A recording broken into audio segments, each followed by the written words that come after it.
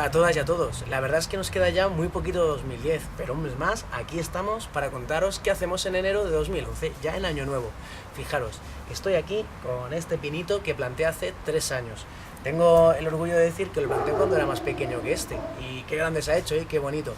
Bueno, os lo vengo a contar porque en enero es el Día del Árbol y os ofrecemos por supuesto un taller donde si queréis os llevamos 5 o 10 plantones como este, más bonitos incluso y de diferentes especies. Nosotros os ponemos los plantones, como digo, os ponemos las herramientas y vosotros la ilusión y las ganas. ¿Qué os parece? También os contamos, como siempre, de modo participativo, con spots y con muchos recursos, para qué nos sirven los árboles y por qué son tan importantes en nuestra vida. No os lo perdáis. Luego, también en enero es el Día Escolar de la No Violencia y de la Paz. Fijaros, tenemos esta gran bola del mundo, fijaros qué bonita, para investigar dónde, en qué países, pues por diferentes conflictos no hay paz.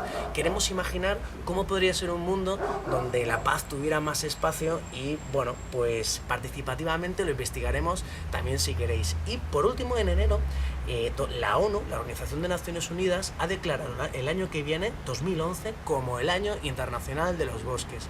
Es un ecosistema imprescindible para nuestra vida, es el pulmón del planeta, esos bosques. Y además, en ellos viven algunas de las especies más alucinantes que podemos conocer. Mira, yo tengo aquí la mandíbula de un zorro que encontramos en uno de nuestros bosques mediterráneos. En este taller os queremos invitar a conocer esas especies súper chulas.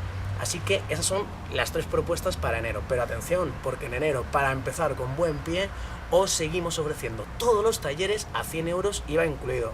Yo creo que está bien, ¿no? Bueno, felices fiestas, feliz año nuevo y juntando esfuerzos cambiamos a mejor.